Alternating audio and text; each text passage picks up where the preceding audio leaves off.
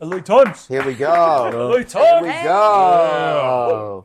And so we're here with some of the cast and creative team behind the heads. Macon, I'll start with a question for you. Simply the title. Yeah. I'm not entirely sure that the shitheads is not getting bleeped out of this video as I'm saying it. What made you choose that as the title? It made me laugh. It was before we even had the script. We just had the premise. The producer, Alex, and I were brainstorming titles, and in a joking manner, I suggested this one, and it made us laugh, and then it got stuck in my head, and I found myself unable to pivot away from it. And then 13 years later, here we are, and now it's too late to change it. It's out of my hands. And then, O'Shea, can you tell me about your little friend, your missing cast member? Yeah, man. About 2 days before we came out here, I hit the group chat and I asked Dave and Mason what they were wearing to the premiere because I couldn't put my outfit together quite yet, and I didn't want them to outdo me, so they could have lied. But Dave said, "Yeah, Mason can't come." I was like, "What?" And then I found out he was filming How to Train Your Dragon. And so I was like, okay, I got to rep my boy. So I went on Amazon. It's not a plug. But I went on there and, I grabbed me a Funko Pop. They didn't make any of him in black phone. So I got the one from How to Train Your Dragon. And, make sure Mason is with us because he, too, is a shithead. Yeah. Oh, yeah. Because, Dave, you and O'Shea, in the movie, you play co-workers. Like, I don't want to call you friends, you're barely colleagues. Yeah. And I'm curious for the two of you, what is it like to get this sort of like friction chemistry? Like it's an odd chemistry. That's a good point. Because our characters are at odds for most of this film, but you still want to feel that that we're bouncing off each other in a good way. Yeah. And I knew it would be that way because the two of us have worked together in the past on the Quibi show, The Now. Check it out on Roku. Yeah. But we had such a good time on that. And when I came on board, I just was telling Macon, I was like, it's got to be Shay. It's got to be Shay. Just because I knew we have similar sense of humor and we would bounce off each other well. Absolutely. And what was that like for you? It's great when you have a friend that'll throw you a job.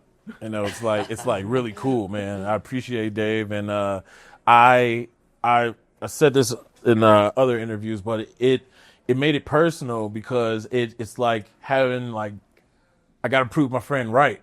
That I got to kill it. I got to crush. And then I met Macon and started talking to Macon, and this is his baby. So now you want to do well for Macon, because this has been in his head for, 13, 14 years.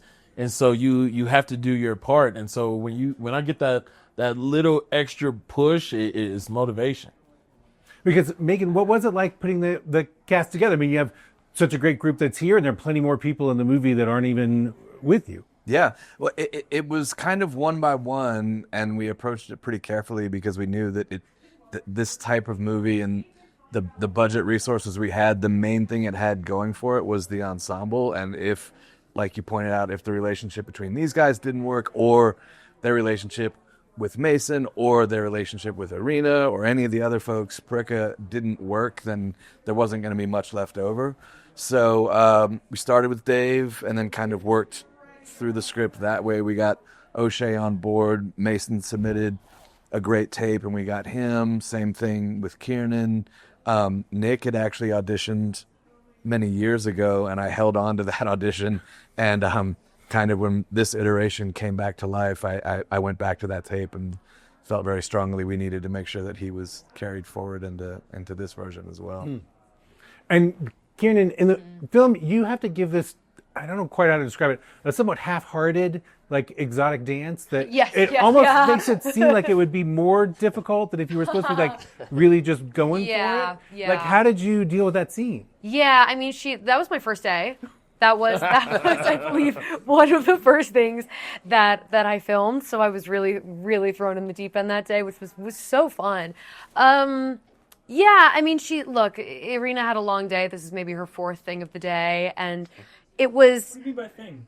a dance, just a little bit of a dance that she does. I mean, she is an entertainer, and I kind of, Macon told me to sort of just figure out.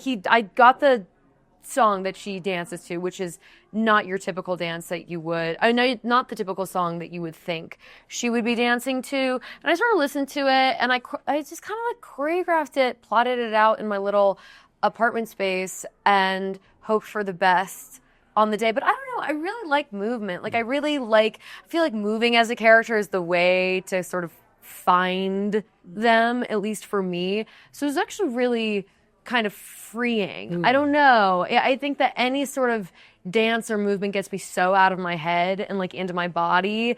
And the fact that it didn't have to be perfect, that actually the point was that it had to be a little bit kind of like deadpan and half-assed at the same time, was sort of fun too. So I don't know, you just sort of let go of the thoughts and do the thing. Because Nicholas, you play a character, Prickabush the werewolf, and you are an aspiring rapper. And first of all, I should just ask you, like, how do you feel about your rap skills? Like, how did you feel being asked to do some raps in the movie? I feel really good about it. I feel really good about it. I feel like it gave me permission to be a rapper, which is what I wish I could do in real life. Is that true? Yeah, I think I have a flow, you know, I mean. Give us a little something off the cuff right now. Yeah, just for the LA Times. God, I'm Yeah. glad you didn't ask me to do this. I mean, David. this is brutal. Good Don't do it. It's not the right time. As soon as you do it, It's this. Yeah. That was the first time Macon ever called me David. Like, David. Do not put Nicholas on the spot. Did you just say David? Yeah. Thank you. But what was it like shooting his music video? Oh my God, it was so fun. This was truly one of the most fun few days I've ever done anything. I mean, I waited 8 years to shoot this movie. And finally getting to do it, I mean, it was just even better than I could have imagined. Like, making that music video and going to Bank of America, getting 500 singles out of my bank account, bringing them banded up to a gas station, dressing up like Pricka, and then throwing them all over the gas station, and then going into a field with a gun and a machete. I mean, just like, and we wrote a good song. We wrote actually a really good song that I think people are going to love. It's about murder. Murder on my mind. All day. Murder on my mind all day. What is it? Murder over money over. What is it? You're gonna have to wait for the movie. You're gonna have to wait. It's a little taste. Murder on my mind. Murder on my mind. I think that's basically the gist. Is like he's thinking about murder. Murder is on his mind. The idea behind the song is he wants to murder. In a fun way. So playful way. I loved this part. Truly one of my favorite parts I've ever played, and lucky to be in it. Lucky that Macon came back to ask me to do it 8 years later. Truly, Because Macon, this kind of just like outrageous, laugh out loud comedy is kind of an endangered species. Like, we don't see as many of them as you would hope to. What was it that made you want to make this kind of movie? I had no concept of like what's in fashion or what's marketable or anything. I mean, I would assume that things like horror and comedy are kind of like always going to land one way or another. But it was really just, I was kind of writing and trying to make the movie that I wanted to see whenever it came out. Back then, now, it was just characters in situations and gags that were amusing to me and affecting to me and people dealing with problems that I wanted to see. And I just kind of crossed my fingers and hoped that would translate to audiences, whether there was 100 comedies out right now or 0. But either way, I was just kind of thinking about the movie that, as an audience member, what I wanted to see, and hoped that people would come along with that. But to give props to Macon's writing, this isn't one of those comedies where it's just a bunch of one-liners. I feel like we're honestly not leaning into the humor. It's all coming from the fact that we're all playing these really bizarre characters in insane situations, and the more real we played it, the funnier it would ultimately be. And that's my favorite kind of humor too. But really, you kind of encouraged us every step of the way of like, less is funnier. Just make this real. Yeah. I mean, I conversely, I think that is funnier when you're not like playing for the laughs.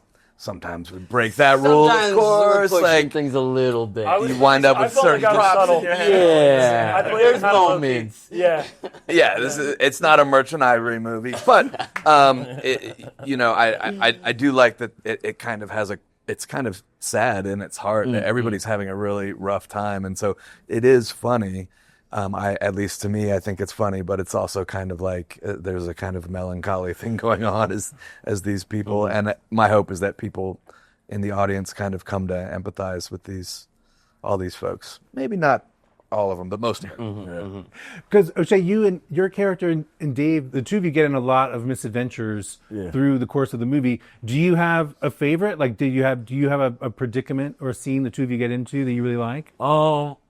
Dude, the hotel is just such a like that alone, and it would be my favorite episode in a TV show. It's so funny on the page, and then I can't wait to see it like played out on screen because I like to watch films for the first time with an audience, because if I watch it on my own, I'm just picking myself apart. I feel like the audience protects me from myself.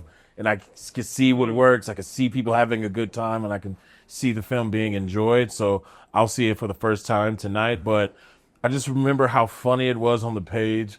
I remember the things we got to yell at each other, and you brought up your stepdad Braun, and like it was just like so much funny stuff filming that entire sequence. So my favorite time is I feel like we kind of bring out the best in each other, where we almost like in a good way like challenge each other, where there'll be a scene where one of us like all of a sudden is crying, and we're like, "You're crying in this scene?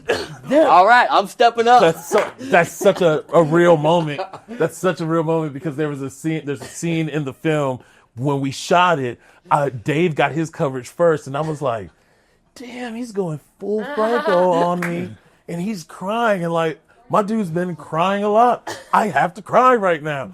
And so I was like, okay, Dave, I feel you. So we had a great time. Where all of a sudden, without giving anything away, I'm losing air at some points, and we do the first take, and he's like, did you just change colors on me? Yeah, right. Like, there was so many moments where it was just I'm like, what do you got? What do you got? We're friends. Like, there should be a little heads up. Like, I'm really going for it. And, man, it was great times, though. Great times. Hated the bugs in the forest. Ooh, yeah, it's cool off that. We go on the forest, and all the locals are like, lot of ticks out here. Yeah, lot of ticks. And we're like, cool. The entire day, we're rolling around on the ground. Yeah, exactly. Spraying each other with bug spray, but you got to go to war with your best friend. Oh, yeah. And Kiernan, I want to be sure to ask you, a lot of people have been doing rewatches of Mad Men recently. And it's true. How do you feel about that? Like, why do you think that show just seems to have this like longevity and like a certain power to it that really still appeals to people? Yeah, I mean, it's so wild. It's so, I'm 26, and it's someone out there is watching 6-year-old me run around kind of as we speak, and I feel like that does such a weird thing to my perception of time and my relationship with time. But it's so cool. I mean, I think as actors, as artists, we all crave to be a part of things that last.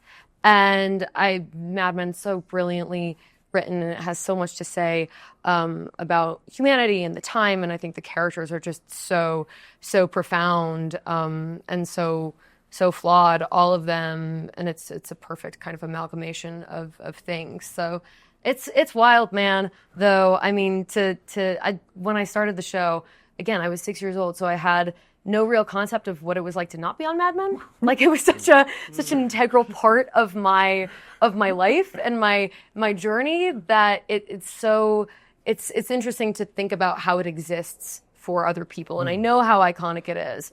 But it's so close to me. It's like talking about like how I was going to grade school. I'm like, yeah, it was great.